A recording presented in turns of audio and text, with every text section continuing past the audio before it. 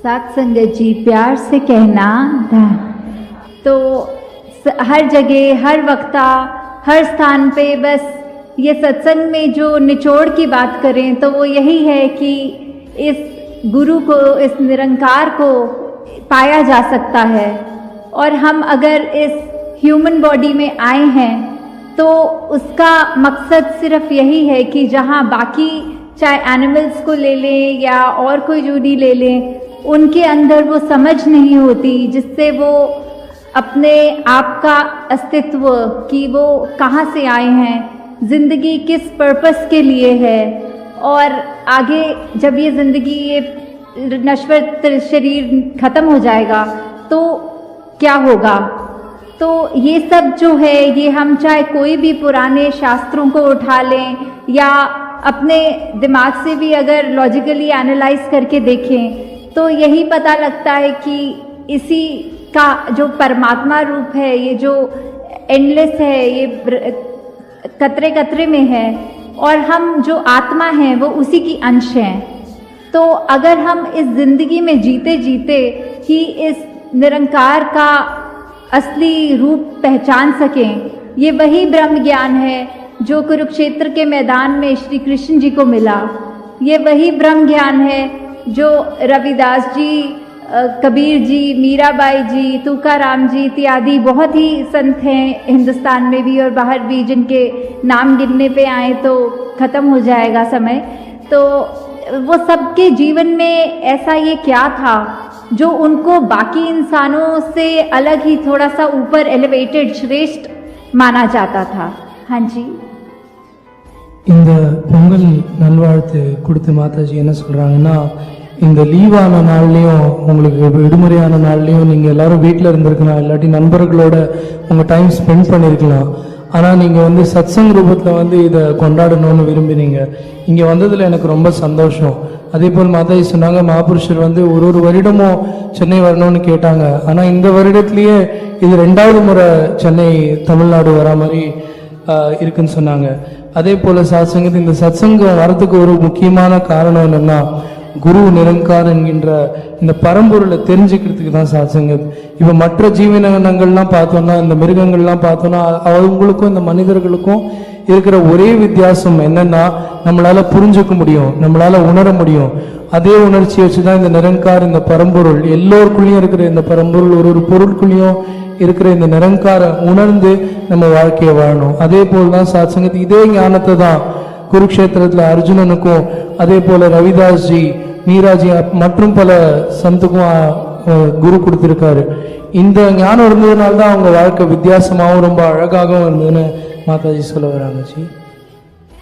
जिस तरह ये देखा जाता है कि अगर अभी जिक्र भी जिस तरह हुआ कि एक अंधकार रूपी कमरा है, तो उसमें चाहे कितना भी घना अंधेरा हो, सिर्फ एक छोटी सी कैंडल लाइट, एक वो छोटी सी आग इतनी रोशनी कर देगी, एक दीप इतना रोशनी कर देगा कि वो सालों साल का घना अंधेरा एक क्षण में जिस तरह वो अंधेरा नहीं रह जाता, वो उजाले का संग कर लेता है। तो इसलिए सब कुछ साफ साफ नज़र आने लगता है। इसी तरह जीवन में अगर हम इस निरंकार को जान लें, सबसे पहले यही है, जिस तरह मिशन का नारा भी है, एक को जानो, एक को मानो, एक हो जाओ। तो ये एक क्या है? ये एक इसी निरंकार को, चाहे हर धर्म में इसको नाम अलग दिया गया है, कोई गॉड कहता है, कोई वाहेगुरु जी कहता है, कोई अल्लाह कहता है, कोई राम कहता है तो अंश में परमात्मा, ये निरंकार जो एक ही है। तो जब तक हम इस एक को जानेंगे नहीं, तब तक हम एक को मान भी नहीं सकते, क्योंकि ये तो नेचुरल सी बात है कि अगर हम किसी को जानते जब तक नहीं है तब तक उसको मान भी नहीं सकते।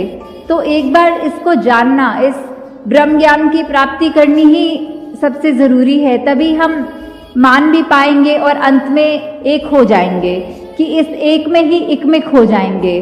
और अगर इसको उस रूप में भी देखें कि जीते जी भी अगर हम इस एक निरंकार को मानते हैं और ये हमें पता है कि हम सब आपस में, चाहे शरीर कोई भी रंग का है, चाहे रहते कोई भी स्टेट में है, या फिर कोई खाना पहनावा ये सब तो अलग हो सकता है, पर हम अल्टीमेटली उस एक से ही निकले हैं और हम एक भाईचारे रूप में इस एक होकर भी तभी रह सकते हैं। तो ये दोनों लेवल्स पे अगर ये बात देखी जाए कि एक को जानकर ही हम एक को मान सकते हैं और फिर एक हो सकते हैं। हाँ जी।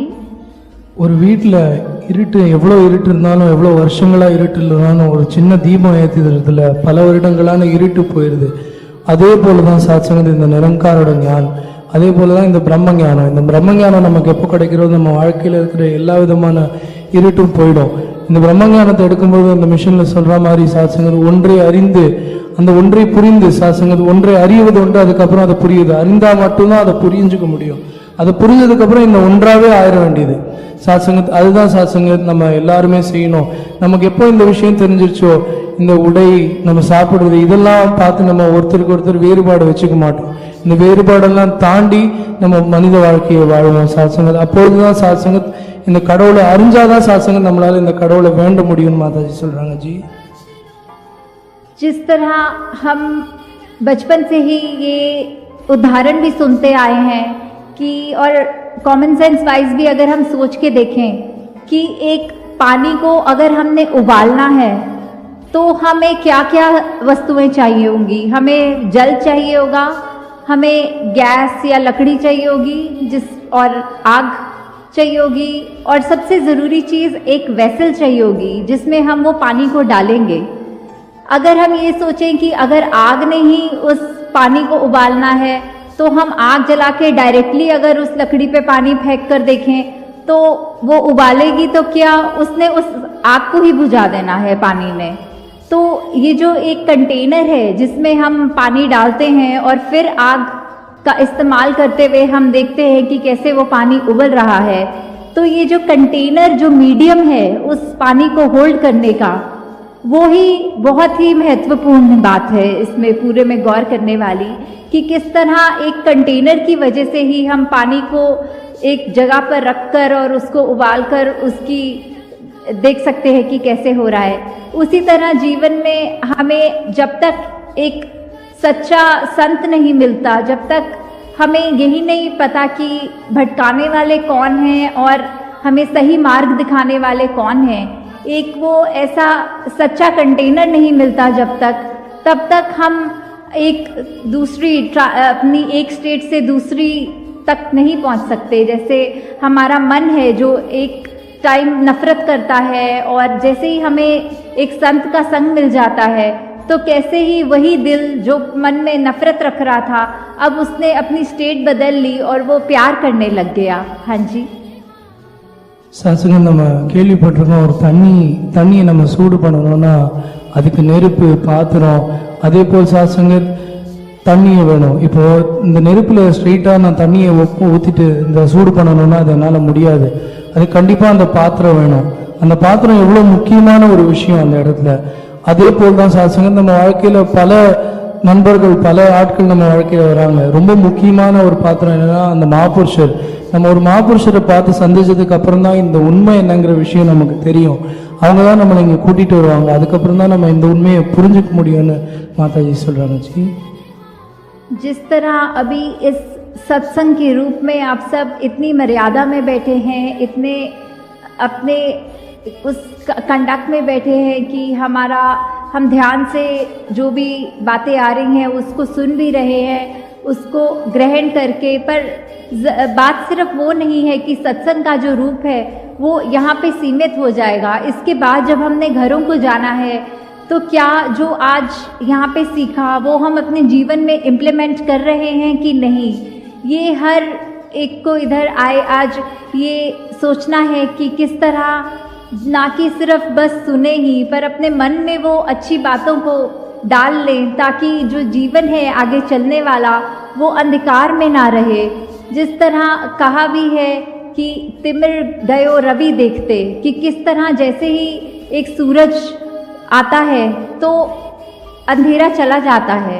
वही बात जैसे दासी कुछ देर पहले भी इसी टॉपिक पे बात कर रहे थे कि ये ऐसे ही होता है जब यहाँ आकर संतों की इतनी इनलाइटेंड बातें सुनते हैं, उनको अपने मन में बसाते हैं, तो जीवन भी हम निरंकार की कृपा से ऐसा ही अपना कायम करें कि हर कोई हमारे जीवन में इस तरह ये स्पार्क देखे और बोले कि इस व्यक्ति का जीवन बाकियों के जीवन से अलग क्यों है।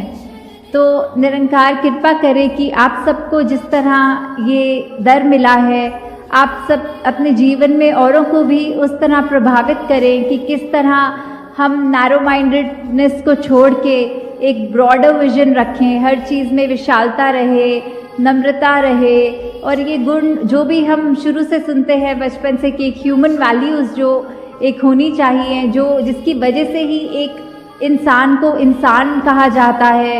इंसान हम हैं इस शरीर में, तो सिर्फ ये ही नहीं है हमारी पैरामीटर कि हम क्योंकि 2 आँखें, 1 नाक और ये ऐसा आकार है तो इसीलिए ही हम इंसान नहीं हैं। अगर इंसान है तो वही बात मनुर्भव कि मनुष्य बनो, कि इंसान के शरीर में भी आके अगर इंसान बनने को बोला जा रहा है तो वो वही बात है कि वो जो ह्यूमन क्वालिटीज़ हैं जिसकी वजह से एक इंसान को इंसान असल रूप में कहा जाता है, वो सब हम अपने जीवन में डे टू डे लाइफ में वो क्वालिटीज़ रखें, ताकि हम सच में ये बात ना ही सिर्फ अपने तक रख सके बल्कि जो भी हमारे कांटेक्ट में आए उस तक ये रख सके। हाँ जी।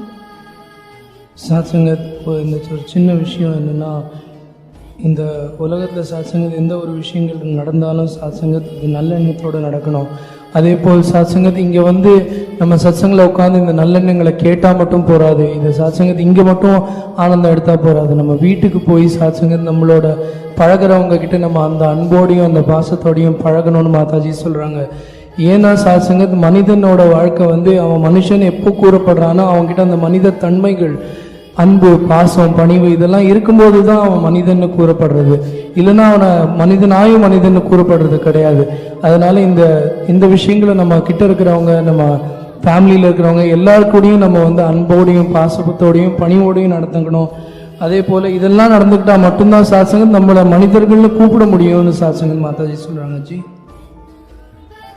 दिल्ली से तो निकले हुए 1 महीने से ऊपर हो चुका है, जिसमें राजस्थान, महाराष्ट्र, कर्नाटका, तमिल, केरला और भी अन्य कुछ जगहों को कवर करने का मौका मिला। और आज इधर फिर से तमिलनाडु आके आपके चरणों में रहकर भी बहुत जहाँ खुशी है वहाँ, और अभी आगे भी है कुछ दिनों का टूर, और उसके बाद 29 जनवरी को वापस दासी ने दिल्ली जाना है।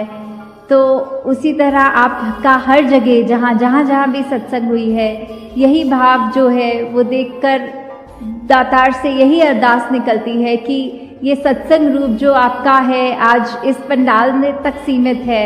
निरंकार कृपा करे कि आगे से आगे एक दूसरे को उत्साह देते हुए हमने इस संगत में भी इजाफा करना है।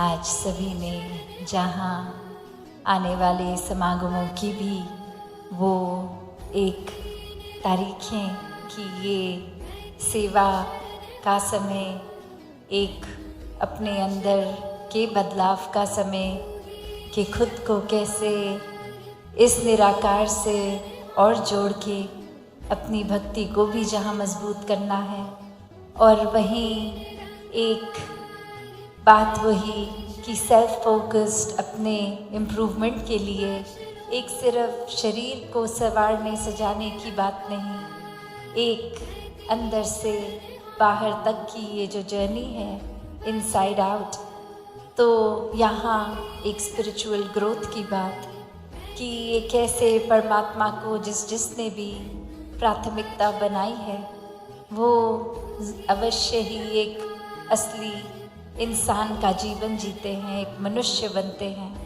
एक लिबास ही बस मनुष्य का नहीं, वाकई में ही ये मनुष्यता, ये ह्यूमन वैल्यूज से युक्त होते हैं। तो कैसे एक इंसान का जीवन जहाँ अनेकों गुण इस इंसान के स्वाभाविक हो जाते हैं, क्योंकि ये स्तोत्र, ये निराकार, ये परमात्मा इसी के साथ एकमिक हो गए, ये एक हो गए। जैसे अभी होली का भी जिक्र आ रहा है कि कल जिस प्रकार पूरे संसार में जो रंगों का खुशबू का एक त्योहार, और भाव वही कि अलग अलग रंग एक दूसरे पे भी जो लगाते हैं, तो वो सिंबॉलिकली क्या है, वो खुशियाँ हैं, वो आनंद है, वो एक वही बात कि चाहे कितना भी अलग हो एक रंग से दूसरा रंग, फिर भी वो कितना न्यारा।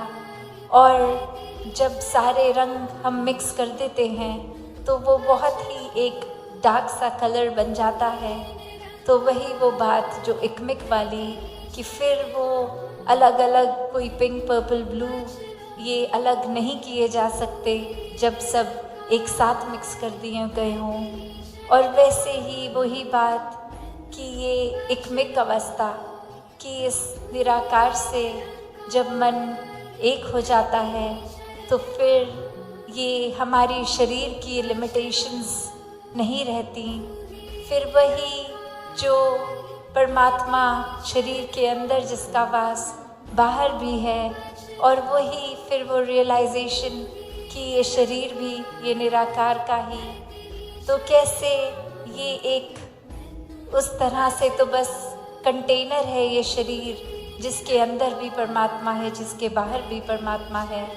जैसे अगर हम किसी समुद्र में एक कोई बॉटल पानी की ढक्कन खोल के डाल दें और वो अपने आप उस खाली बॉटल में भी पानी भर दिया जाएगा, और फिर उसका ढक्कन बंद कर देंगे और पानी में छोड़ देंगे, तो वही वो बात कि वो बोतल के अंदर भी पानी, बोतल के बाहर भी, सिर्फ ये कुछ समय की यात्रा, ये वही अगर मिट्टी का ये बॉटल बनी है, बस देर उतनी ही कि किसी पत्थर से जा टकराएगी और टूट जाएगी, और फिर वही पानी जो अंदर भी बाहर भी इकमिक होगा। तो बात यहाँ रियलाइजेशन की, ये ब्रह्म ज्ञान की जब बात होती है, ये इकमिक अवस्था आत्मा परमात्मा की, तो ऐसे ही भाव हर एक संत के रहे हैं अपने जीवन में कि सब काम बहुत सरल हो जाते हैं, पर ये प्राथमिकता अगर परमात्मा पे टिकाई है तो ही एक एफर्टलेसली ये जीवन एक पानी में गो विद द फ्लो के भाव से जाएगा, उस तरह का जीवन बनेगा। वरना हर पल एक एफर्ट लगता रहेगा, एक अनेकों स्ट्रेस टेंशन्स इस तरह हावी हो जाएंगी जहां हम खुद को डूअर एक कर्ता मान लेंगे, एक मन से प्रेम के भाव चले जाएंगे, एक मन में फिर कुछ हासिल करने का ही भाव रह जाएगा। एक जो अभी भी जैसे हम सुन रहे थे कि प्रेम से उत्पन्न होने वाले फिर परमात्मा तक के भाव, ये अरदास रूप। और वहीं हमने अभी जिक्र ये भी सुना कि कैसे अरदास मांग पहले बन के फिर सिद्ध बन जाती है, कैसे वो प्यार का जो एक अपना गुण है जो कि अपने आप में इतना वास्ट, इतना अनकंडीशनल गुण ये, और उसको कैसे ही हम सब उस तरह एक छोटे से दायरे में बांध देते हैं कि घर परिवार में भी एक या फिर किसी रिश्ते में भी ऐसे बांध के रख देते हैं कि ये अगर आप किसी बच्चे को भी समझाते हैं तो ऐसी कंडीशंस डाल देते हैं कि आप मेरी बात नहीं मान रहे तो आप मेरे अच्छे बच्चे नहीं हो। और वही वो बच्चा एक अब इस बात को सोच लेता है कि अगर मुझे ये आइडियल चाइल्ड बनना पड़ेगा तो हर बात, हर तरीका जो माँ बाप जैसा चाहते हैं वैसा ही अंधाधुंध करना पड़ेगा, कुछ सोच समझ के अपने भलाई के लिए नहीं, जैसा भी वो कह रहे हैं बस आंख बंद करके करो, इससे शायद उनको ज़्यादा प्यारा लगूंगा, इससे वो ज़्यादा खुश होंगे। और इसी तरह की कंडीशनिंग से ये जीवन और बढ़ता है। एक इंसान फिर जहाँ सिर्फ अपने अंदर को निखारने की बजाय बाहर हर एक के लिए एक ऊपरी ज़िंदगी, एक औरों को प्लीज़ करने के लिए, एक दूसरों को खुश करने के लिए ऐसा जीवन बना लेता है, अंदर से चाहे भाव कैसे भी हों पर बाहर बहुत ही मीठा हर एक के साथ, एक ये ऐसे रूप भी डिप्लोमेटिक बातों करने का कि चाहते कुछ और हैं, एक कवर कुछ और बना के अपनी बात को प्रस्तुत किया जा रहा है, जहाँ हर चीज़ देखा जाए, हर रिश्ते में वो ट्रांसपेरेंसी, वो प्यार, वो क्लियर कम्युनिकेशन, वो जो आजकल टर्म भी बहुत यूज़ हो रही है, लव लैंग्वेज, कि कैसे ये प्यार कि हो सकता है मेरा प्यार करने का तरीका किसी और का होगा, एक तरीके की तरह, एक मैं जिस तरह पसंद कर रहा हूँ उस तरह मैं दूसरे को प्यार दूँ। पर दूसरे इंसान को अगर हम वाकई ही प्यार करते हैं तो वो समझ भी हो कि क्या उसको इस तरह का प्यार जब वो रिसीव कर रहा है तो उसको कैसा महसूस हो रहा है। कहीं एक मैं तो अपने प्यार को उस ज़िद की तरह ही कि बस ये मेरा तरीका है प्यार करने का, मैं तो ऐसे ही प्यार करूं, और आगे जो रिसीवर है प्यार का वो ही कह दे कि नहीं, ऐसा वाला प्यार मुझे प्यार की तरह फील नहीं होता, ये कोई बंदिश लगती है, ये कोई एक भाव फिर एक स्पिरिचुअल ग्रोथ का या ये पर्सनल ग्रोथ का लगता ही नहीं। एक सेंस ऑफ सिक्योरिटी, एक सेफ, एक महफूज रहना, ऐसा एहसास आता ही नहीं। तो फिर वही बात कि चाहे मन में हमारे भाव एक प्यार दूसरे तक पहुंचाने का है, पर वो लव लैंग्वेज पे हमें ध्यान रखना है। हमने किस तरह अपने भाव को, जो भाव हैं, वो दूसरे तक बिना किसी एक सेल्फिश होके कि एक हम जिस तरह चाहते हैं वैसा ही करें, पर प्यार तो समर्पित होना है, दूसरे को जैसा पसंद है वैसा करना प्यार ही प्यार है। तो ऐसे ही भावों के संतों ने ये जी कर दिखाया कि ये हर एक के लिए अपने आप को एक दास भावना, ये मर मिट के भी देने वाले भाव कि एक अपना अहंकार, ईगो, एक मुझे जैसा पसंद है उसको छोड़कर एक क्या ज़रूरत है उस समय की, कैसा प्यार देना है।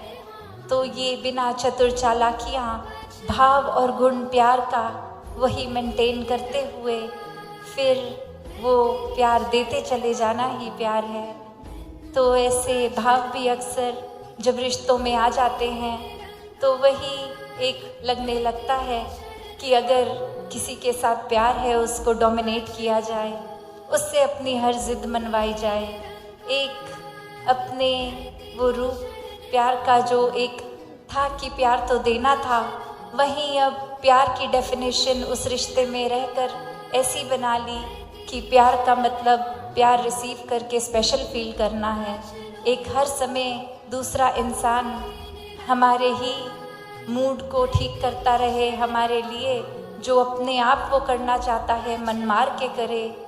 तो आज के समय में प्यार की शायद डेफिनेशन हर किसी ने अपने मुताबिक अलग अलग बना ली है, पर ये जो प्रेम है ये फिर खुद को खोना ही प्रेम है कि ऐसा एकमिक हो जाना, वो चाहे इस परमात्मा की बात हो या संसारिक रूप में किसी भी तरह का रिश्ता निभा रहे हों, जब तक ये एक नहीं होंगे तब तक ये प्यार नहीं होगा, क्योंकि प्यार तो एक ही है।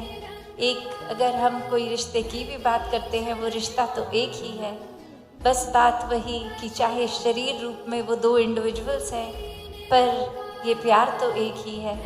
तो वही जब तक इस परमात्मा से एकमिक नहीं होंगे हम अपने आप की भी पहचान नहीं कर पाएंगे, और जब तक अपनी ही पहचान नहीं की, ये वाकई ही शरीर की अपने जीवन की यात्रा कुछ सालों की, और ये आत्मा परमात्मा ये एक असल में जो एकमिक होने हैं। और वही उस भाव से जब ब्रह्म ज्ञान द्वारा जीते जी ये समझ आ जाता है, उसको हर पल जीते हैं, तो अपने हर घर परिवार रिश्ते नाते में ये एक भाव एकमिक होने का आ जाता है।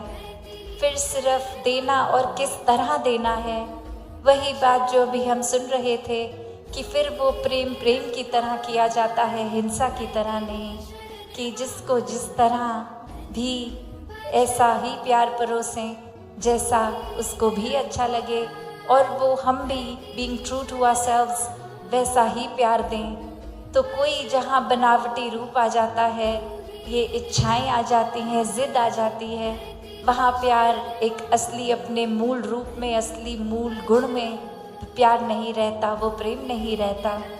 तो जहाँ एक दुनियावी रूप में एक लेयर के ऊपर दूसरी लेयर, जैसे आजकल बोला भी जाता है कि चेहरा तो इंसान का एक है, पर एक मास्क ऊपर मुकुट अलग अलग तरह के लगाता रहता है, जैसी ज़रूरत जहाँ जा रहे हैं वैसा बन के चला जाता है। और ये बात अगर गहराई में सोची जाए तो वही कि ये एक चेंज की जहाँ बात आती है कि ऐसा एक समय अनुसार, लोगों के अनुसार, तो उसके भी दो पहलू हैं कि ऐसा क्यों किया जा रहा है, क्या नीयत है, क्या इंटेंशन है।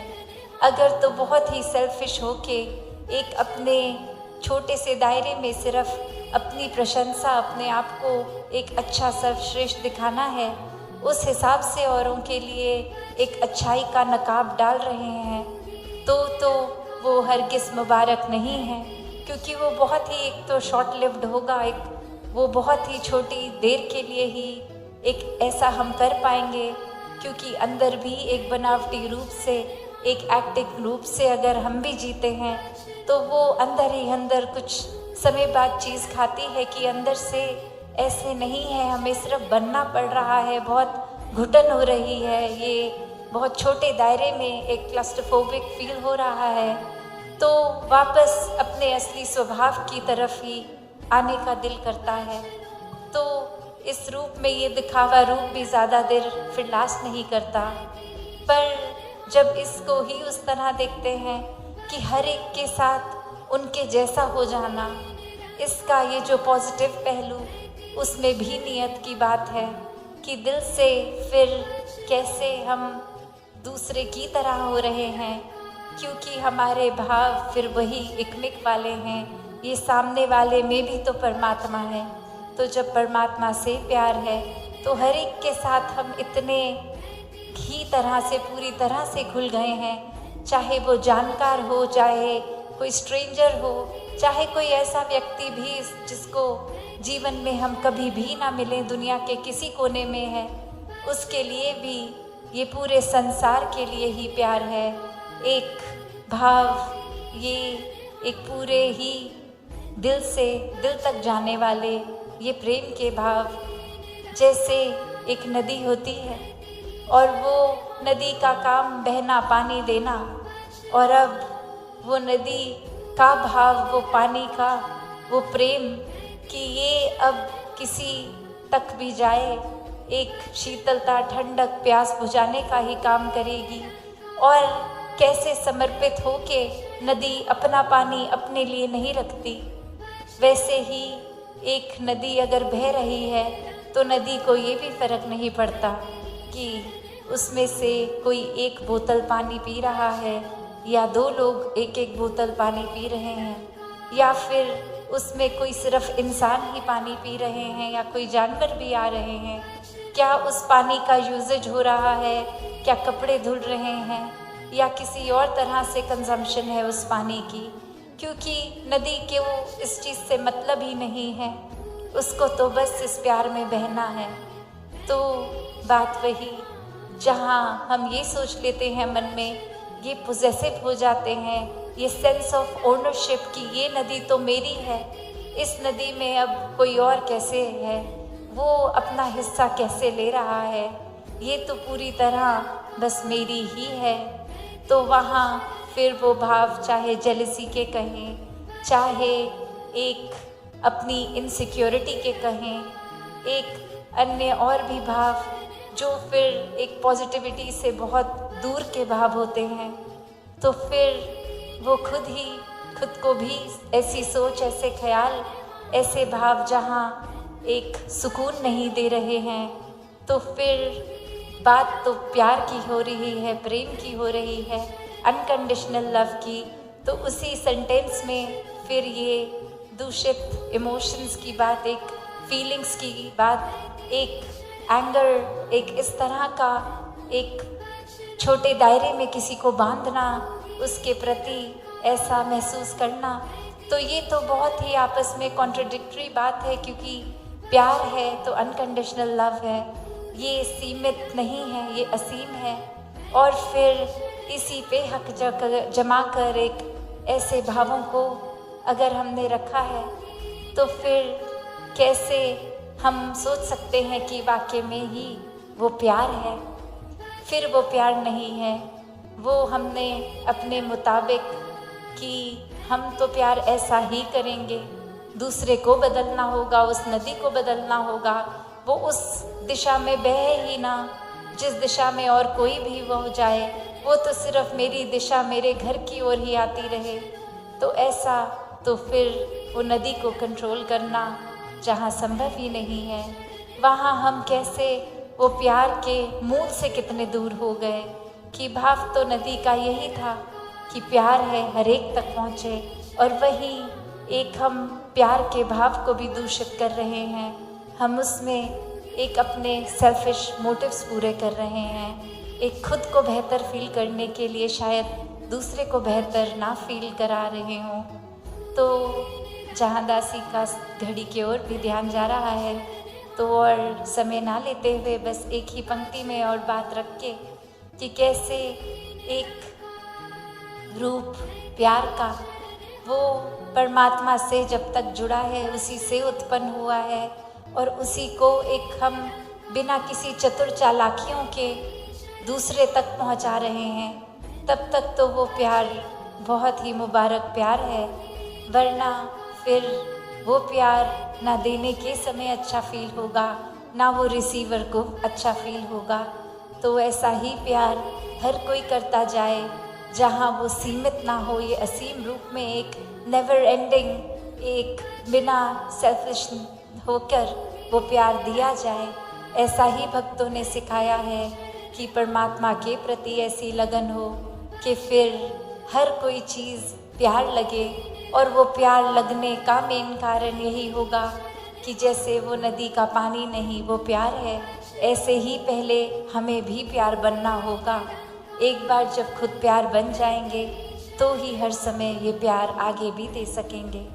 तो दातार हर एक पे कृपा करे कि ये प्रेमा भक्ति का रूप, ये प्यार में एक मिक इस परमात्मा से हर कोई होता जाए, ताकि फिर आपसी रिश्तों में भी वो झलके, और सिर्फ झलकाने के लिए नहीं, दर्शाने के लिए नहीं, दिल से इस परमात्मा का हो के फिर ये प्यार हर एक तक पहुँचे।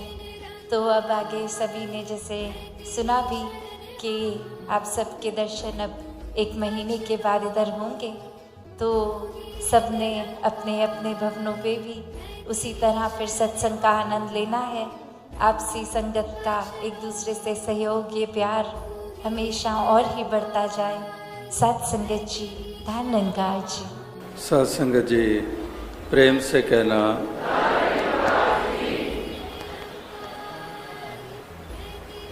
सत संगत, जगह जगह पर श्रद्धा भक्ति भावना देखने को मिल रही है।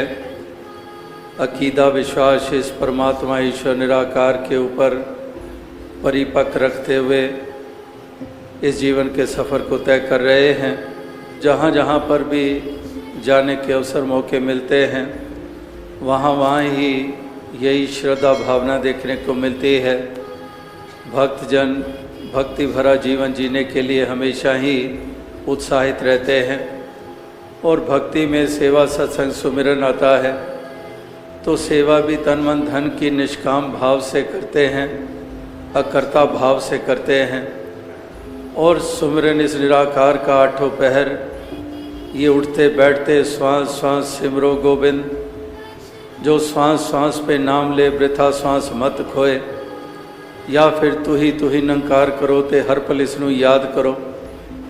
तो जहाँ पर सत्संग के लिए भक्त, जो भक्ति का महत्वपूर्ण अंग है, इसके लिए हमेशा उत्साहित रहते हैं कि संगत करिए साध की अंत करे निर्भाव, साकत संग न कीजिए जाते हुए बिना। तो संगत साधु की करने को ये महत्वपूर्ण मानते हैं। साकत का संग हमेशा संसार के लिए गिरावट का कारण बना है। जो साकत प्रवृत्ति है उसने आज तक डुबोया ही डुबोया है। लेकिन संत प्रवृत्ति जो होती है इसने उभारा ही उभारा है। तो इसलिए संगत करिए साध की, कि संतों का संग, महापुरुषों का संग ये वास्तविकता में हमारा पार उतारा करता है, हमारे जीवन के म्यार को ऊंचा करता है। तो सत्संग, जहाँ भी सत का संग होता है वहाँ ही एक स्वर्गमय वातावरण बनता है। वहाँ पर हमारे मन को शुद्धता प्राप्त होती है, वहाँ पर प्रेरणादायक वचन श्रवण करने को मिलते हैं। जैसे गीत, कविता, व्याख्यान के रूप में अपनी भावों को अभिव्यक्ति दी जाती है, तो सब अपनी अपनी भाषा में एक भाव जो रखते हैं वो एक सरीका ही हुआ करते हैं, और वो इसी भाव से युक्त होकर औरों को भी प्रेरित करते हैं कि हमने सत्य का संग किए रखना है, हमने इससे नाता तोड़ना नहीं है। इसीलिए विसर नहीं दातार अपना नाम दे, कि दातार तुझे विसारे नहीं, तुझे भुलाए नहीं, तेरा एहसास बना रहे। तो आठों पहर एहसास कैसे बना रहे? अक्सर इंसान कहते हैं कामकाज भी करने हैं, घर के काम करने हैं, नौकरी चाकरी भी करनी है, बिजनेस भी करना है, अनेकों जिम्मेदारियां निभानी है, तो इससे नाता कैसे जुड़ा रह सकता है? तो कबीर जी ने कितनी सुंदर मिसाल जो दी, जो दास लगातार उसको अब बयान करता आ रहा है कि सुमिरन की सुधियों करो ज्यों गागर पनिहार, हाले डोले सुरत में कहे कबीर विचार। कि एक बहनें गागर सर पे रखकर जो जाती हैं, घर से चलती हैं और कुएं तक पहुंचती हैं और कुएं से पानी भर लेती हैं, उस गागर को भर लेती हैं और फिर सर पे उठा लेती हैं। कई तो एक से ज़्यादा गागर भी, एक के ऊपर दूसरी, दूसरे के ऊपर तीसरी भी उठा लेती हैं। तो वो गागर भर लेती हैं और गागर भर के तो क्या वो बैठ जाती हैं वहीं कुएं के किनारे के ऊपर? फिर तो वो एम ही ख़त्म हो गया, एक औचित्य ही ख़त्म हो गया कि पानी तो भर के घर पे लाना है। तो वो क्या करती हैं, वो घर आती हैं और रास्ते में चलती हुई आ रही हैं, और रास्ता भी हमवार नहीं है। यहाँ पहाड़ों में तो विशेषकर उतराई चढ़ाई पगडंडियाँ हमवार जगह है नहीं, तो उबड़ खाबड़ ज़मीन से चल कर आती हैं। लेकिन कबीर जी मिसाल क्या दे रहे हैं कि सुमिरन की सुधियों करो ज्यों गागर पनिहार, हाले डोले, हिलती भी हैं, डुलती भी हैं, चलती हैं, बातचीत करती हैं, बातचीत सुनती हैं, अनेकों विषयों के ऊपर बातचीत चल रही है, लेकिन हाले डोले सुरत में, कि वो लेकिन उनको एहसास बना हुआ है कि हमारे सर के ऊपर गागर है, गागर में पानी है और पानी कहीं छलक ना जाए, पानी कहीं गिर ना जाए। इसलिए कॉन्शियसली या सब कॉन्शियसली कह दें, उनको एहसास होता है कि पानी है, इसकी संभाल करनी है। इसलिए वो अपने कदम सहज में इस ढंग से धरती हैं कि जिस्म का बैलेंस बनाए रखती हैं और पानी को गिरने नहीं देती हैं। अब इसका मतलब ये थोड़ी है कि वो बातचीत नहीं कर रही हैं, केवल पानी का ध्यान धरना है, बातचीत छोड़ दें, चलना छोड़ दें, क्रियाएं छोड़ दें, फर्ज छोड़ दें, जिम्मेदारियां छोड़ दें। अक्सर ये, लेकिन कबीर जी कह रहे हैं कि वो पानी भरना भी है और घर तक लेके भी जाना है, चलना भी है, सब जिम्मेदारियां निभानी है, लेकिन एहसास बना हुआ है। जैसे वो पानी का रटन नहीं कर रही हैं बहनें, पानी पानी गागर गागर उसके ऊपर उसमें पानी, ये रटन नहीं कर रही हैं, लेकिन एहसास है। तो यहाँ पर भी एहसास की बात हो रही है। जब सुमिरन की बात हो रही है तो एहसास की बात, जैसे माँ की मिसाल आती है कि माँ घर के काम करती है, लेकिन बच्चा चारपाई पे लेटा हुआ रह रह के बच्चे की तरफ ध्यान जाता है कि मैं चारपाई के बीच में सुला कर आई हूँ, कहीं वो एक तरफ तो नहीं हो गया, कहीं किनारे पे तो नहीं आ गया, यानी कि उसको एहसास, कहीं भूख तो नहीं उसको लग गई। तो माँ चाहे रसोई में काम कर रही है या कहीं दफ्तर में अगर सर्विस करती है वहाँ पर है, फिर भी उसके मन का तार अपने बच्चे के साथ वो जुड़ा हुआ है। इसी तरह से एक सत्य का संग जब कहा जाता है तो उसका मतलब यही है कि एक इस निराकार का संग बना रहे और उसके लिए इसके भक्तों का संग बना रहे। तो इसलिए सही मिलाई जिना मिलिया तेरा नाम चित आवे। कि ऐसों से दातार मिलाप करा बार बार करा जिनके मिलाप से तेरा ध्यान आ जाता है। जैसे पहले कहा कि साकत का संग करते हैं वो तेरा ध्यान थोड़ी दिलाता है। साकत तो दुनियादारी की बात करता है, वो तो वैर वास्तवों में यकीन रखता है, वो तो अभिमान में यकीन रखता है, वो तो कड़वाहट में यकीन रखता है, वो तो गिले शिकवे में रहता है, वो तो दिलों को दुखाना जानता है, वो तो दूसरे के हक को छीनना जानता है। उसका संग जब करते हैं तो हमारे जीवन का म्यार कहाँ ऊंचा हो पाएगा, कहाँ पर हमारे मन को वो शुद्धता प्राप्त हो पाएगी, कहाँ पर वो सुंदर भाव हमारे मन में प्रवेश कर पाएंगे। साकत का संग नहीं, संतों का संग, महापुरुषों का संग, वही हमें ये प्रदान करता है। इसीलिए सही मिलाई जिना मिलिया तेरा नाम चितावे। कि ऐसों से मिलाप करा जिनके मिलाप से तेरी तरफ मन का रुझान हो जाता है, तेरा ध्यान हो जाता है, तेरा एहसास हो जाता है।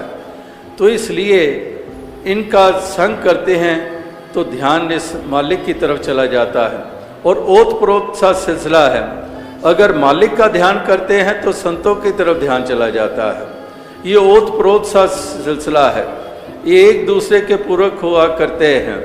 जैसे दास अक्सर कहता है कि अगर कोई जिक्र करे कि ये डॉक्टर साहब हैं, कोई इंट्रोड्यूस करता है कि ये डॉक्टर साहब हैं, तो डॉक्टर शब्द सुनते ही एकदम से ध्यान चला जाता है बीमारियों की तरफ। मेरे पेट में दर्द, मेरी बहन के रोग है और इसका उपचार। अगर कहते हैं ये क्रिकेटर है, ये खिलाड़ी है, क्रिकेटर शब्द सुनते ही हमें वो बैट, वो बॉल, वो विकेट्स, वो सब कुछ, वो स्टेडियम आंखों के सामने घूमने लग पड़ता है। इसी तरह से जहाँ पर केवल जिक्र हुआ कि ये डॉक्टर साहब हैं, ये खिलाड़ी हैं, और हमारा ध्यान उससे रिलेटेड जो फील्ड है उसकी तरफ ध्यान चला जाता है। इसी तरह से जब कहते हैं कि ये महापुरुष हैं, ये भक्त हैं, तो ध्यान इस निराकार की तरफ चला जाता है, एक भक्ति की तरफ चला जाता है। तो इस प्रकार से संतों का संग, इस निराकार का सुमिरन और सेवा भी तन मन धन करके भक्त करते हैं। जो भक्ति के 3 अंग, महत्वपूर्ण अंग की सेवा में भी यकीन रखते हैं कि दातार ये सब कुछ तेरा ही दिया हुआ है, ये तन भी, ये धन भी, ये मन भी, ये सब तेरा ही दिया हुआ है। तेरा तुझको सौंपते क्या लागे है मेरा, कि है तेरा ही, तुझे ही सौंप रहे हैं। और तुझे सौंपने का मतलब कि ये मानते हुए कि ये तेरा है, और सौंप रहे हैं इसके बंदों की सेवा करके। क्योंकि नर सेवा नारायण पूजा, एक उनकी सेवा करके दातार निराकार ये मन में एहसास है कि देने वाला तू है, तूने दिया है, और इसको फिर परोपकार में लगाते चले जाते हैं, सेवा में लगाए जाते हैं, तन करके, मन करके, धन करके, हर प्रकार से इसका सदुपयोग होता है जब यह एहसास होता है।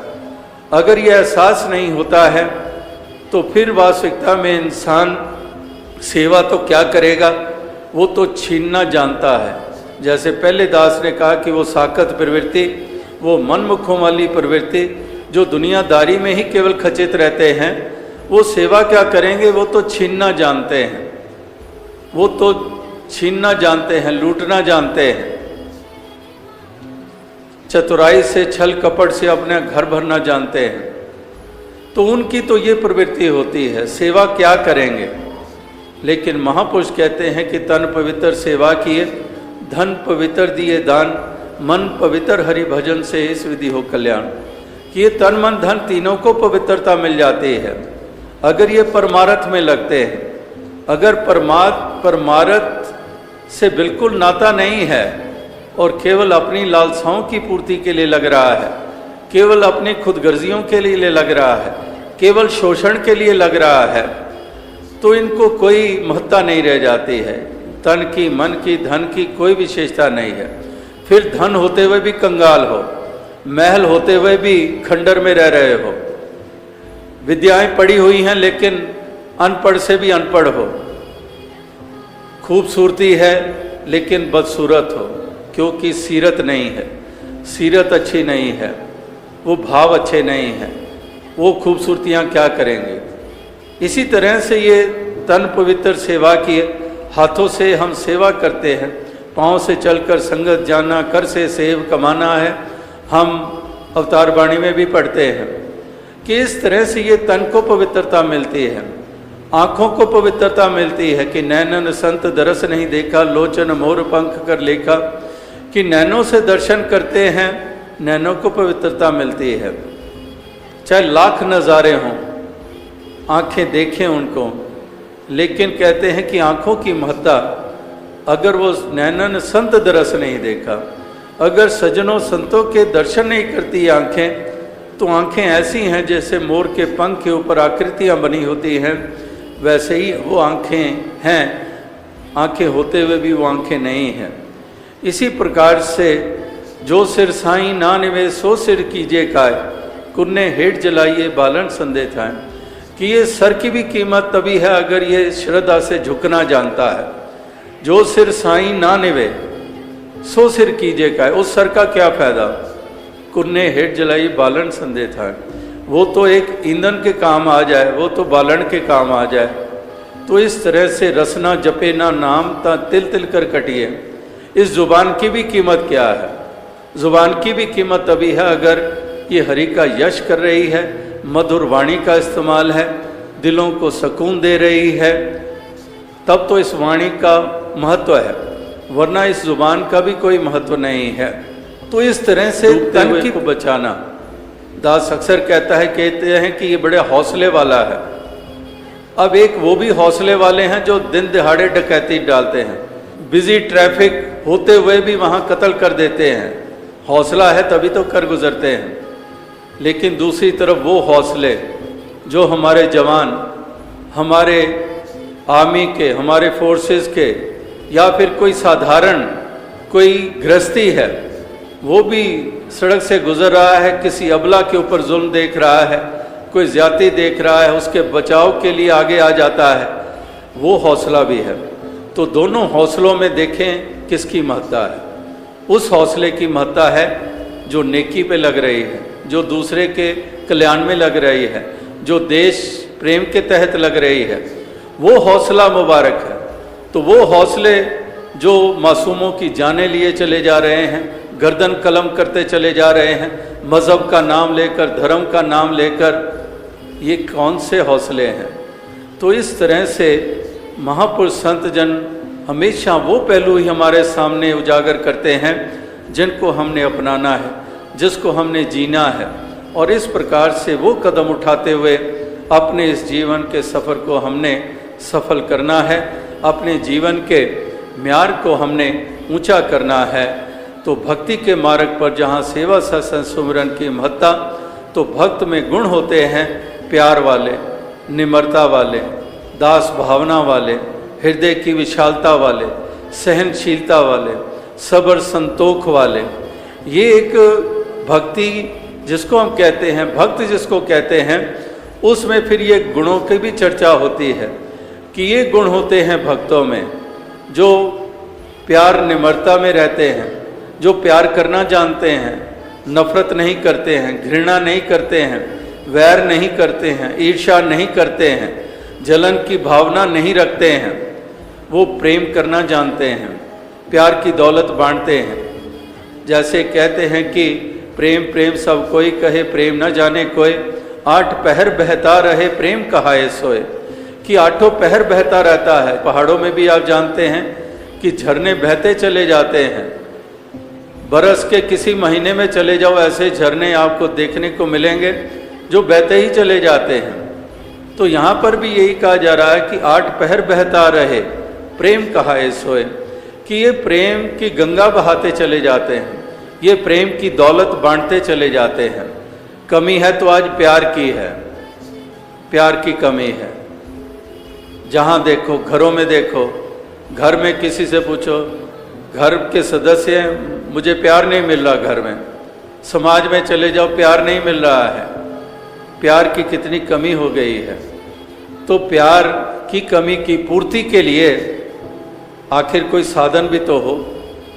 तो साधन फिर से सज्जन होते हैं, संत होते हैं, भक्त होते हैं, जो प्यार की ठंडी फुहार बनकर तपते हुए दिलों को शांत करते हैं, जो ठंडक प्रदान करते हैं। तो ये प्यार की दौलत है। इस प्यार की दौलत को बांटते चले जाते हैं, इसका भागीदार हर किसी को बनाते चले जाते हैं। इस तरह से ये प्रेम भाव से युक्त होते हैं। और love is God, God is love, ये बचपन से हम सुनते आ रहे हैं कि प्रभु की सबसे सुंदर अभिव्यक्ति वो प्यार के रूप में ही है। हालांकि प्रभु की मैनिफेस्टेशंस कितने ही रूपों में है, लेकिन प्यार वाला पहलू सबसे एक सुंदर पहलू है। तो इस पहलू को ही अपनाते हैं भक्त। वो इस प्यार की दौलत को बांटते चले जाते हैं, प्यार देते चले जाते हैं, करुणा के भाव से युक्त होते हैं, दया के भाव से युक्त होते हैं। इसीलिए सच्चे धर्मी भी वही होते हैं, क्योंकि दया धर्म का मूल है, पाप मूल अभिमान। तुलसी दया न छोड़िए जब लग घट में प्राण।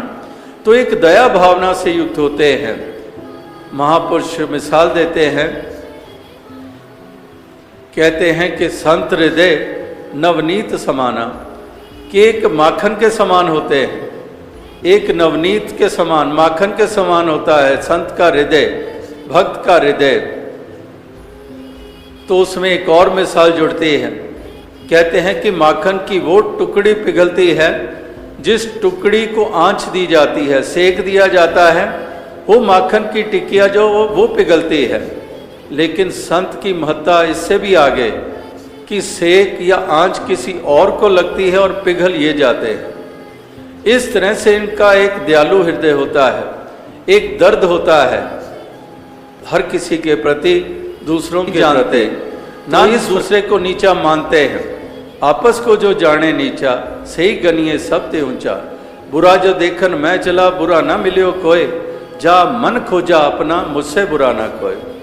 अपने आप को नीचा मानते हैं, अपने आप को दास मानते हैं, अहम अभिमान नहीं। दुनिया में तो दूसरों को ही नीचा माना जाता है और दूसरा बताया जाता है। जाति के आधार पर तू नीचा, मजहब के आधार पर तू नीचा, भाषा मेरी उत्तम, रंग मेरा गोरा, तू काले रंग का, तेरा तिरस्कार। इस तरह से अनेकों अनेकों नेशंस के हिसाब से, प्रांतों के हिसाब से कितने कितने बाउंड्रीज, कितने कितने दीवारें।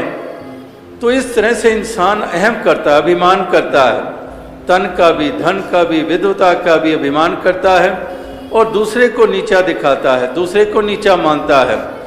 लेकिन भक्त महापुरुष ये सत्कार करना जानते हैं, ये दूसरे का आदर करना जानते हैं, अपने आप को निमाणा मानते हैं, अपने आप को अधूरा मानते हैं और उसी अधूरेपन को पूरा करने के लिए ही हमेशा यत्नशील रहते हैं। और संसार में दूसरे को नीचा माना जाता है, अधूरा माना जाता है और उसकी फिर निंदा की जाती है। उसको जहाँ बैठेंगे उसकी निंदा करते चले जाएंगे। तो एक अंग्रेजी में कहावत है, if you spend more and more time in improving yourself, less and less time is left to criticise others.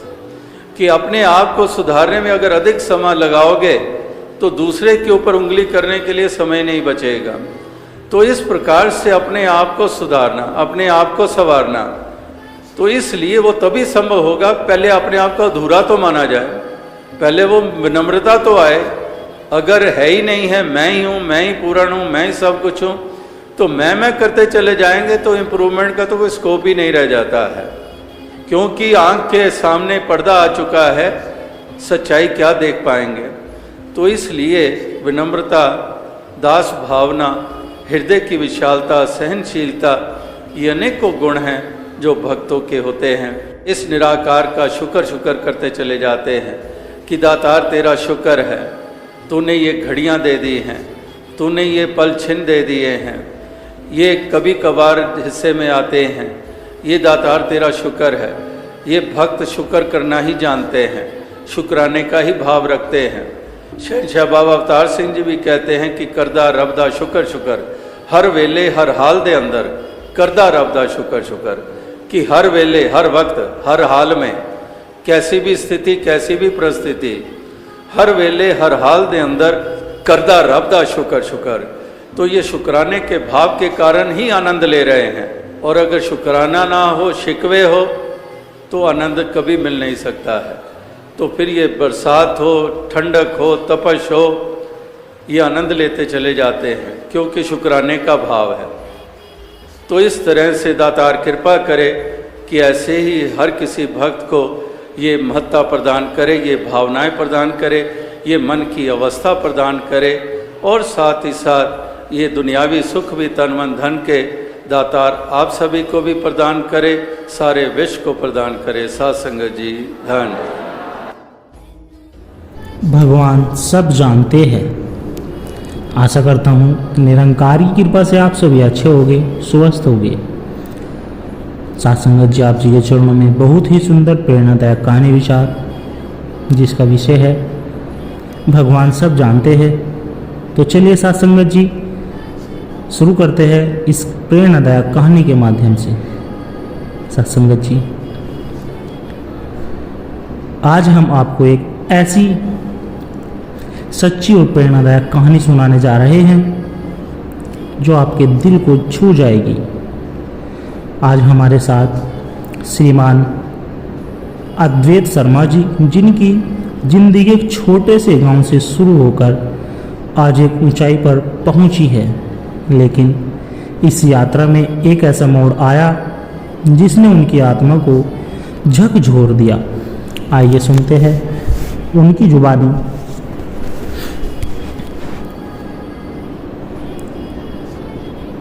मैं एक छोटे से गांव में जन्मा था जहां गरीबी आम बात थी।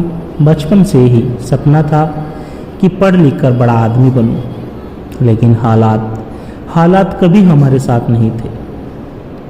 पिताजी कहते थे, बेटा भगवान सब देख रहे हैं, मेहनत कर, सच्चाई से चल, सब अच्छा होगा।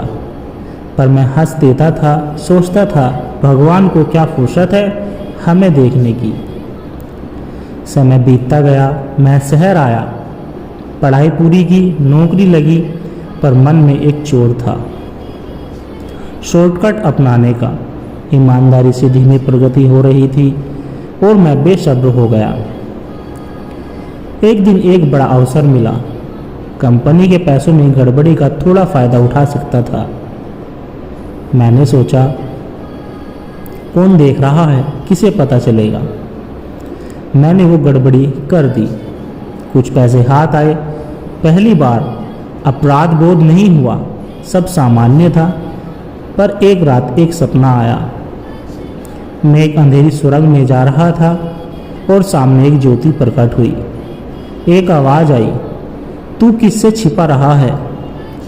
जिससे तू सबसे छिपाता है वह तुझे जानता है। मैं घबरा गया, आंखें खुली, पसीने से भीगा हुआ था। पसीने से भीगा हुआ था।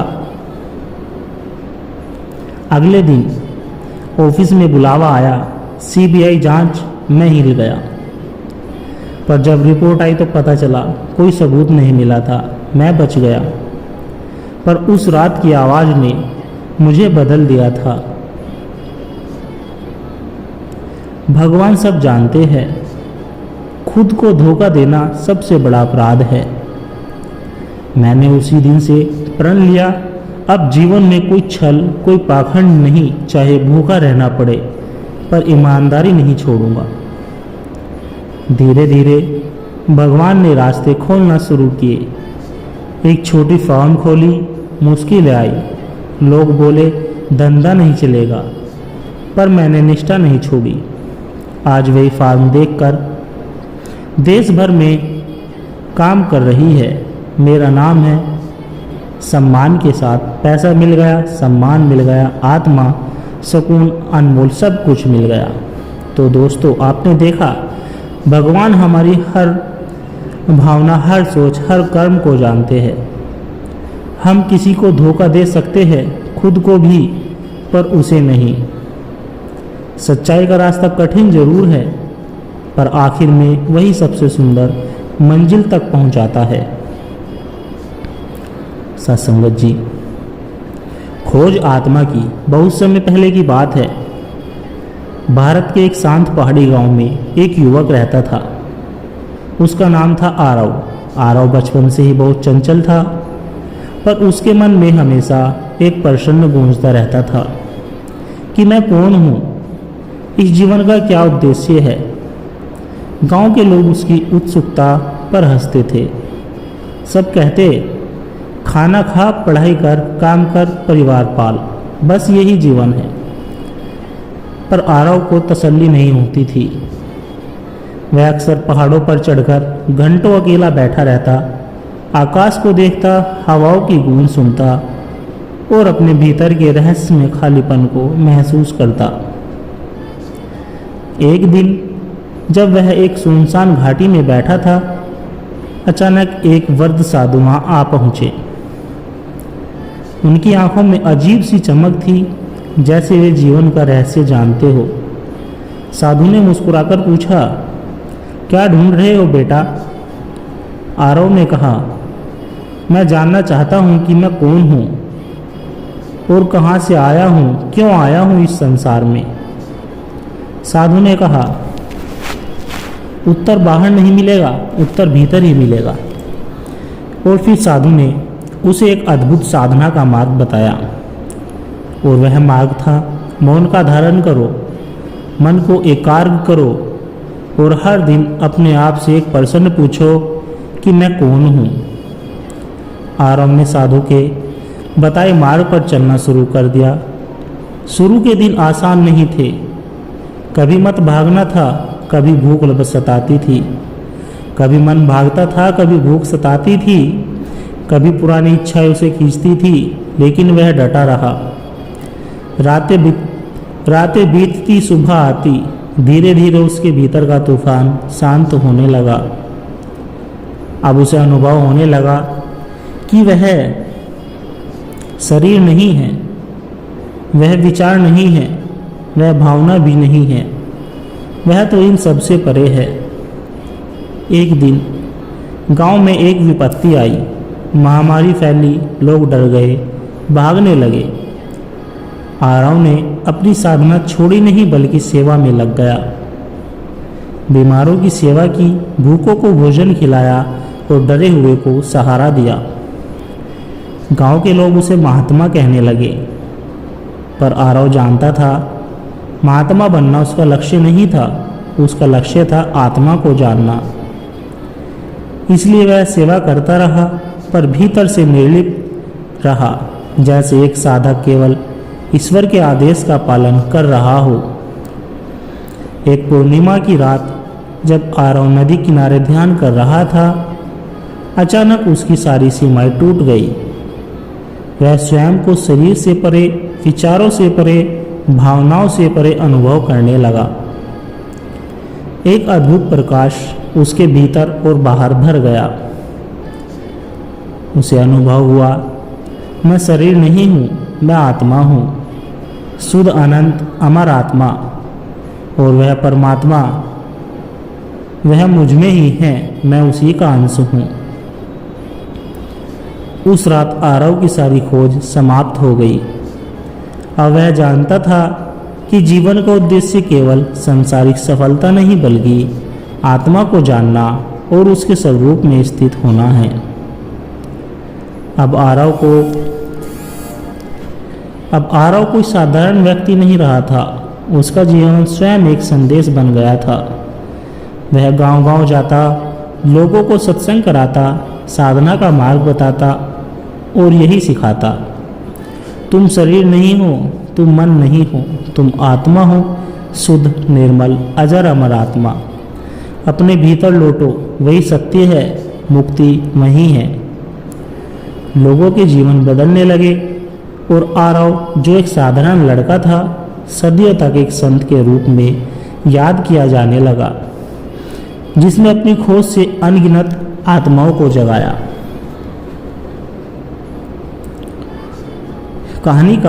इस कहानी का मूल संदेश यही था कि आत्मा को जानना ही असली उद्देश्य है।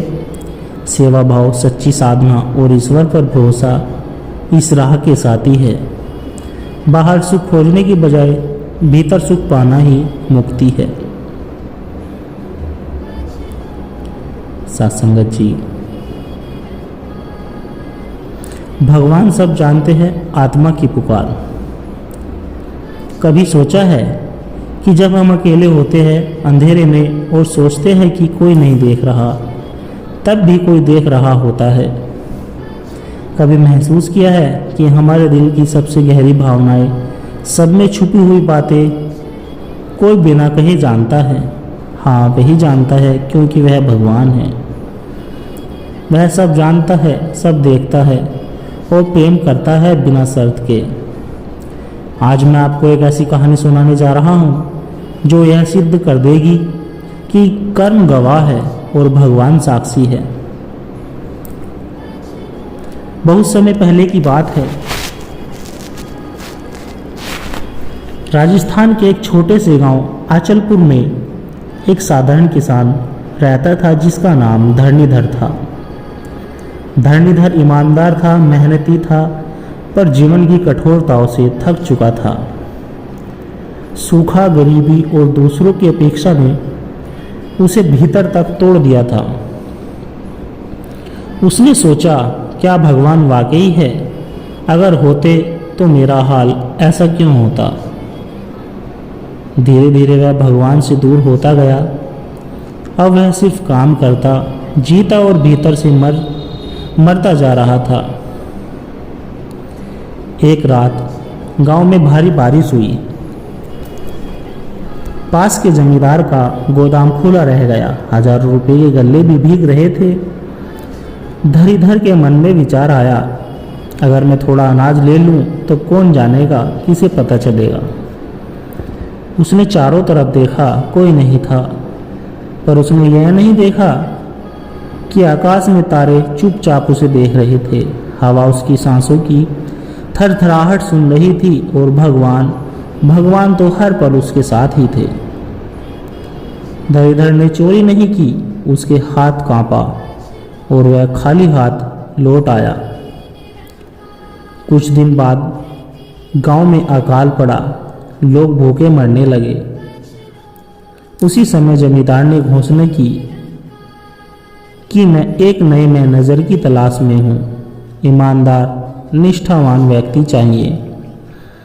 बहुत लोग आए, पर सबकी नियत पर शक हुआ। जब धरीधर का नंबर आया तो जमींदार ने चुपचाप उसे गांव में पूछताछ करवाई। गांव के कुछ बुजुर्गों ने कहा, जब सबके पास मौका था चोरी करने का, तब भी धरीधर ने नहीं किया। उसका दिल साफ है। बस भगवान ने साक्षी दी थी, धरीधर को नौकरी मिल गई। वह धीरे धीरे गांव के सबसे सम्मानित लोगों में गिना जाने लगा। धरीधर अब समर्थ हो गया था, पर उसका अहंकार भी बढ़ने लग गया था। एक दिन उसने किसी गरीब किसान पर झूठा आरोप लगाकर उसकी जमीन छीन ली। रात को उसे सपना आया। एक बूढ़ा साधु उसके पास आया और बोला, धरीधर, जब तू भूखा था तब भगवान तेरी सच्चाई पर प्रसन्न थे। अब जब तुझे शक्ति मिली है, तू भूल गया है कि सब कुछ भगवान देख रहे हैं। मत भूलो, भगवान न केवल तुम्हारी गरीबी देखता है बल्कि तुम्हारा अभिमान भी देखता है। धरीधर की नींद खुली, वह कांप उठा।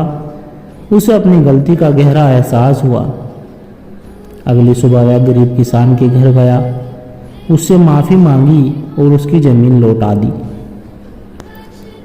एक दिन धरीधर अकेले नदी किनारे बैठा था। वह रो रहा था, भगवान, मैंने तो तुझे भुला दिया था, फिर भी तूने मुझे क्यों संभाला। और तभी उसके भीतर से आवाज़ आई, मैं हर दिल के भीतर हूँ, मैं हर भावना जानता हूँ। तुम जब टूटे थे मैं था, जब चूके थे तब भी मैं था, जब संभले तब भी मैं था। मैं जानता हूँ तुम्हारा हर विचार, हर पीड़ा, हर प्रार्थना, चाहे वह बोली गई हो या ना बोली गई हो। धरीधर की आंखों से आंसू बहने लगे। वह जान गया भगवान सब जानते हैं, इसलिए जीवन में सच्चाई, दया और विनम्रता से जीना ही सच्चा धर्म है। उस दिन से वह एक साधक बन गया। वह गांव में सत्संग कराता, लोगों को सच्चाई का रास्ता सिखाता और खुद एक उदाहरण बन गया। जीवन में हम सोचते हैं कि कोई देख नहीं रहा है, पर जो अदृश्य है वही सबसे बड़ा साक्षी है। भगवान हमारी हर भावना, हर कर्म, हर सोच को जानता है। इसलिए डर से नहीं, प्रेम से, विश्वास से, सच्चाई से जियो, क्योंकि अंत में न्याय वही से होता है जो सब जानता है, सब देखता है, और वही हमें उठाता है, संभालता है, गले लगाता है। कहानी का यही सारांश था। भगवान से कुछ नहीं छुपा, कर्म ही हमारी असली पहचान है, सच्चाई और दया ही असली पूजा है। भगवान साक्षी है, न्यायकारी है और प्रेम में ही है। सत्संगत जी, एक सत्य खोज में आत्मा की यात्रा। बहुत समय पहले की बात है। उत्तर भारत के एक सुंदर से गांव शांतिपुर में एक युवक रहा करता था जिसका नाम था नरेंद्र। नरेंद्र एक साधारण किसान था, लेकिन उसके भीतर एक असाधारण बेचैनी थी। वह अक्सर आकाश को देखते हुए सोचता, क्या सच में कोई ईश्वर है? अगर है तो क्या वह मेरी कठिनाइयां जानता है? क्या वह देखता है कि मैं कितना संघर्ष कर रहा हूं? समय बीत गया। नरेंद्र दिन रात मेहनत करता रहा, फिर भी जीवन में सुख नहीं आया। कभी खेती बर्बाद हो जाती, कभी बीमारी आ घेरती। लोग कहते ईश्वर है, वह सब जानता है, धैर्य रखो। लेकिन नरेंद्र के मन में संदेह गहराता गया। वह सोचता, अगर भगवान सब जानते हैं तो मेरा दर्द क्यों नहीं देख रहे हैं? एक दिन गांव में एक साधु आए। साधु का तेज ऐसा था कि लोग उन्हें देखकर ही श्रद्धा से झुक जाते थे। नरेंद्र उनके पास गया और पूछा, महाराज, क्या भगवान सचमुच में हैं? साधु मुस्कुराकर बोले, बेटा, भगवान न केवल सब जानते हैं बल्कि सब अनुभव भी करते हैं, परंतु उनका न्याय समय पर होता है, हमारी इच्छा पर नहीं। क्या तुम सत्य को जानना चाहते हो? नरेंद्र ने सिर झुका दिया और कहा, हाँ। साधु ने कहा, तो तुम 3 परीक्षाओं से गुजरना होगा। साधु ने नरेंद्र को एक काम दिया, गांव के अमीर सेठ का नौकर बनो। सेठ बहुत चालाक था और निर्दयी था। वह हर दिन नरेंद्र से झूठ बुलवाने की कोशिश करता कि ग्राहक से अधिक पैसे वसूलो, कि अनाज में मिलावट करो।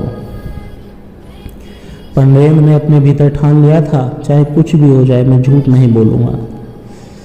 धीरे धीरे सेठ को नरेंद्र पर भरोसा हो गया और अंत में एक दिन सेठ ने गांव के सामने नरेंद्र मोदी की ईमानदारी की प्रशंसा की। नरेंद्र को अच्छा वेतन और सम्मान मिलने लगा।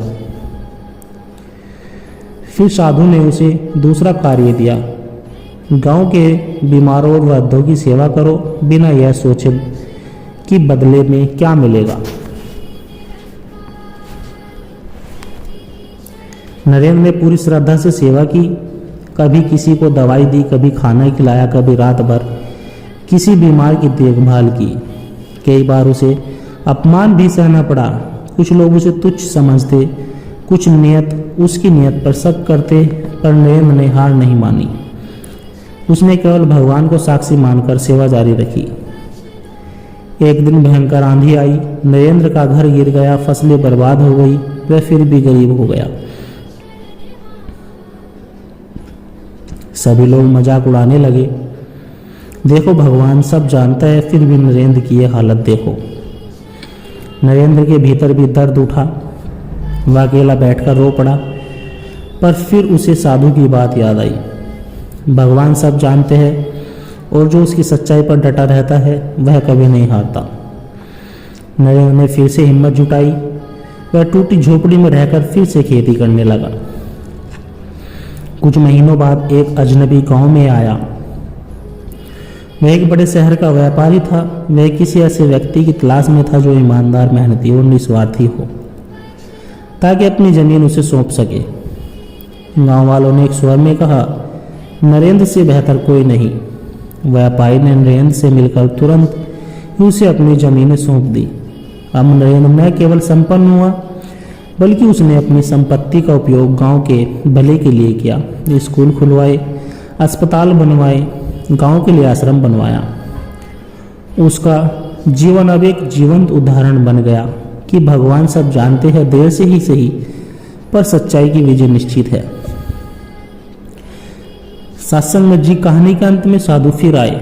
उन्होंने नरेंद्र से कहा, बेटा, भगवान हर भाव को, हर कर्म को, हर आंसू को जानता है। चाहे संसार देखे या ना देखे, पर ईश्वर हमेशा देखता है। तुम्हारा हर अच्छा कर्म उसके खजाने में सुरक्षित रहता है। वह उचित समय पर उसे तुम्हें लौटाता है, 100 गुना बढ़ाकर। नरेंद्र की आंखों में आंसू बहने लगे। फिर सिर झुकाकर धन्यवाद दिया और अपने भीतर से वह सारे संदेह हमेशा के लिए मिटा चुका था। कर्म करो, प्रेम करो, सच्चाई से जियो, क्योंकि भगवान सब जानते हैं। सत्संगत जी, दास के द्वारा कहे गए प्रेरणादायक कहानी विचार यदि आप जी को अच्छे लगे हो तो वीडियो को लाइक करें, कमेंट करें, शेयर करें और कमेंट में धन निरंकार जी जरूर लिखें। और दास को आशीर्वाद दे कि हर रोज आप जी के चरणों में ऐसी एक प्रेरणादायक कहानी लेकर आता रहूं। सत्संगत जी और हमारे चैनल सोना इंस्पायर विचार को सब्सक्राइब जरूर कर दें। सत्संगत जी प्यार से कहना, धन निरंकार जी।